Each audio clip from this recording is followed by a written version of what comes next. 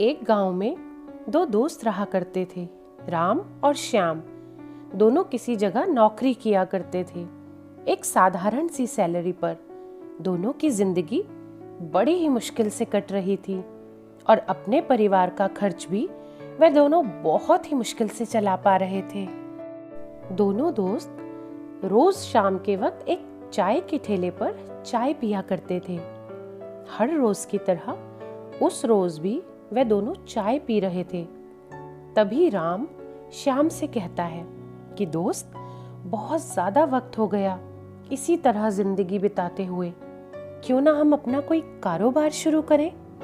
तो श्याम कहता है कि दोस्त, अपना कारोबार शुरू करने के लिए पैसों की जरूरत पड़ेगी, जो कि हमारे दोनों के पास ही नहीं है। हमारा तो महीने का खर्चा ही बहुत मुश्किल से चलता है, तो अपना कारोबार शुरू करने के लिए हम पैसे कहाँ से लाएंगे। उस दिन तो यह बात आई गई हो जाती है, लेकिन राम को उस रात बिल्कुल भी नींद नहीं आती। वह तो बस इसी बारे में सोच रहा होता है कि कोई भी अपना छोटा कारोबार शुरू करके अपनी जिंदगी को थोड़ा सा बदला जाए। इतने सालों से यही काम करते आ रहे हैं, जब अब जिंदगी नहीं बदली तो आगे इसी काम से और इसी सैलरी से जिंदगी कैसी बदलेगी। यही सोचते सोचते राम को नींद आ गई। अगले दिन वे दोनों दोस्त फिर से उसी चाय के ठेले पर मिले तो राम ने श्याम से फिर से कहा कि श्याम, मेरे पास एक आइडिया है और मेरा दिल कहता है कि अगर हम उस आइडिया पर काम करेंगे तो हम आगे चलकर इसमें सफल हो सकते हैं। श्याम ने फिर से राम से कहा कि राम, तुम्हारी बात सही है, लेकिन छोटे से छोटा कारोबार शुरू करने के लिए भी हमें पैसों की जरूरत पड़ेगी, जो हमारे पास नहीं है। अगर हम किसी से उधार भी लेते हैं और अगर हमारा कारोबार नहीं चला तो हम उस नुकसान की भरपाई कैसे करेंगे। एक तो पहले ही घर चलाने में इतनी समस्या आती है और ऊपर से उस नुकसान की भरपाई। तो राम फिर से श्याम से कहता है कि तुम एक बार मेरा आइडिया सुन तो लो, उसके बाद तुम फैसला करना कि क्या ये बात सही है या नहीं है। तो उसकी बात सुनकर श्याम कहता है कि अच्छा कहो, क्या आइडिया है तुम्हारे पास। तो राम श्याम से कहता है कि भाई, मेरा आइडिया यह है कि हम दोनों थोड़े से पैसों का इंतजाम करके एक एक भैंस खरीदेंगे और फिर उस भैंस का दूध हम बहुत ही ईमानदारी से बेचेंगे। उसमें कोई मिलावट नहीं करेंगे और दाम भी थोड़े से कम रखेंगे। और जब हमारे दाम और दूध बेचने वालों से थोड़े कम होंगे और दूध भी हम ईमानदारी से बिना मिलावट का बेचेंगे, तो हमारे पास ग्राहक भी ज्यादा होंगे। और उसके बाद कुछ महीनों के बाद हम बचत कर करके एक भैंस और खरीदेंगे। अपनी ईमानदारी और थोड़ा सा कम दाम में दूध बेचना हम जारी रखेंगे। अगर हमारे यहाँ के दूध में मिलावट नहीं होगी तो लोग भी ज्यादा आएंगे और हमारी कमाई भी ज्यादा होगी और इसी तरह से हमारा कारोबार भी बढ़ता जाएगा। फिर हम 2 भैंस और खरीदेंगे, फिर 2 से 4 और 4 से 8 भैंसें हो जाएंगी। फिर हम एक बड़ी सी डेयरी खोलेंगे और उसके बाद एक बड़ा सा डेयरी फार्म खोलेंगे और फिर उसके बाद हम एक बहुत बड़ा सा अपना घर खरीदेंगे और एक बहुत बड़ी और लंबी गाड़ी खरीदेंगे। हमारी जिंदगी में खुशियां ही खुशियां आ जाएगी। राम इस बात को इस तरह से कह रहा था कि जैसे बस उसने कहा और यह सब सच हो जाएगा। राम की बातें सुनकर अब श्याम को भी यह सब सुनने में बहुत अच्छा लग रहा था। वह भी बड़े घर और बड़ी गाड़ी के सपने देखने लग गया था। तभी राम ने उससे कहा कि दोस्त, अब से ठीक 5 साल बाद हम मिलेंगे और अपने इस आइडिया पर हम दोनों काम करेंगे। तो श्याम ने भी उत्साहित होकर कहा कि हाँ दोस्त, तुम्हारा आइडिया बहुत अच्छा है। तो ठीक है, अब हम दोनों 5 साल बाद इसी जगह पर मिलेंगे। वक्त बीतता गया। अब उस बात को पूरे 5 साल हो गए थे। श्याम उस चाय के ठेले पर आया और राम का इंतजार करने लगा। सुबह से दोपहर हो गई, लेकिन राम नहीं आया।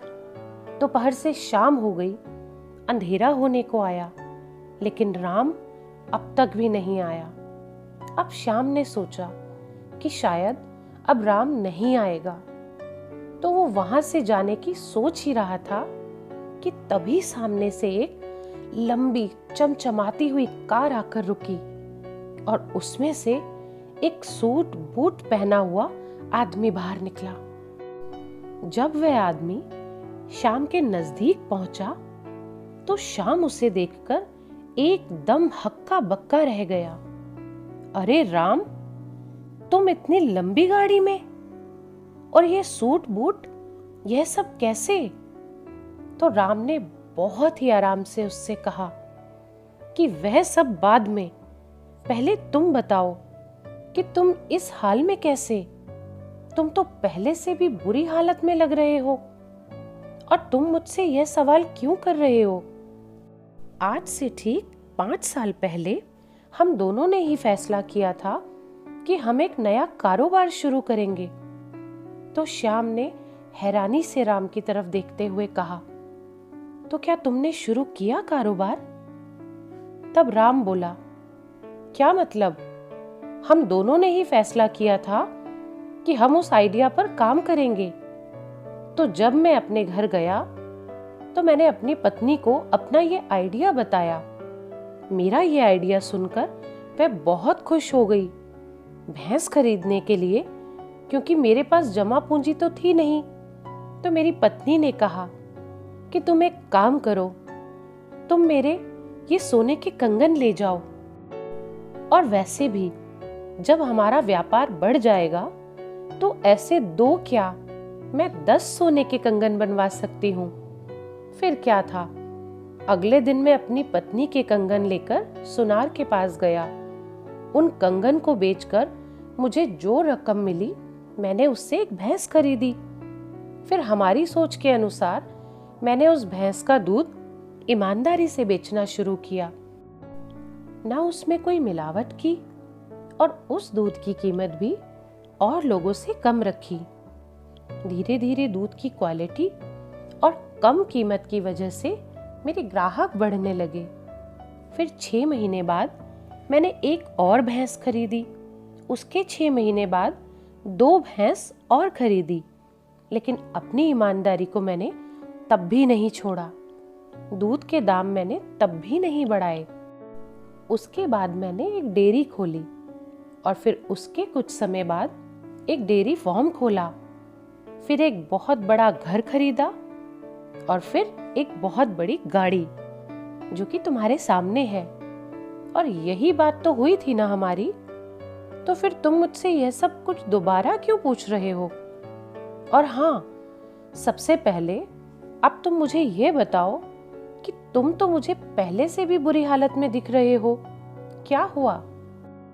जबकि यह व्यापार शुरू करने का फैसला हम दोनों ने एक साथ ही लिया था। तो फिर ऐसा क्या हुआ जो तुम मुझे पहले से भी ज्यादा बुरी हालत में दिख रहे हो? राम की बात सुनकर श्याम ने बहुत ही उदास स्वर में कहा कि हाँ भाई, बात तो हुई थी। उस वक्त जब मैं अपने घर गया और मैंने अपनी पत्नी को हमारे दोनों का यह आइडिया बताया, तो मेरी पत्नी ने कहा कि वह सब तो ठीक है, लेकिन अगर हमारी भैंस मर गई तो? और यही सोचकर मैंने भैंस खरीदी ही नहीं। तो दोस्तों, हम में से अधिकतर लोगों के साथ यही होता है कि हमारे पास अवसर तो बहुत आते हैं, लेकिन कुछ लोग राम की तरह होते हैं जो उन अवसरों को पहचान लेते हैं, लेकिन कुछ लोग श्याम की तरह होते हैं जो अवसरों को पहचान नहीं पाते, और अगर पहचान भी लेते हैं तो सलाह गलत लोगों से ले लेते हैं और हाथ आए अवसर को जाने देते हैं और अपने जीवन में आगे नहीं बढ़ पाते। तो ये कहानी आपको कैसी लगी, कमेंट करके जरूर बताइएगा। और इसी तरह की और प्रेरणादायक कहानियाँ सुनने के लिए इस चैनल को सब्सक्राइब करें। धन्यवाद।